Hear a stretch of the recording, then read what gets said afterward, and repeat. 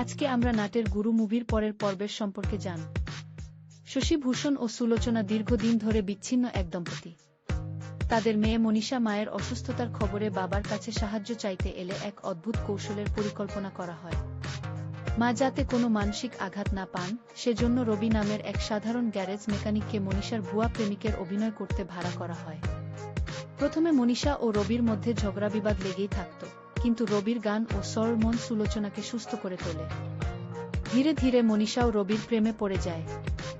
শেষ পর্যন্ত মিথ্যার এই ফাঁদ কিভাবে সত্য ভালোবাসায় পরিণত হয় এবং পুরো পরিবার আবার একত্রিত হয়, তা নিয়ে এক মনোরম গল্প রচিত হয়।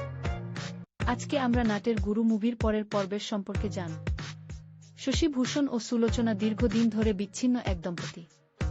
তাদের মেয়ে মনীষা মায়ের অসুস্থতার খবরে বাবার কাছে সাহায্য চাইতে এলে এক অদ্ভুত কৌশলের পরিকল্পনা করা হয়।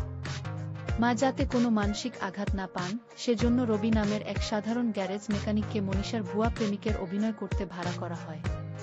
প্রথমে মনীষা ও রবির মধ্যে ঝগড়া বিবাদ লেগেই থাকত, কিন্তু রবির গান ও সরল মন সুলোচনাকে সুস্থ করে তোলে।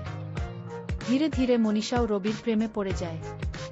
শেষ পর্যন্ত মিথ্যার এই ফাঁদ কিভাবে সত্য ভালোবাসায় পরিণত হয় এবং পুরো পরিবার আবার একত্রিত হয়, তা নিয়ে এক মনোরম গল্প রচিত হয়।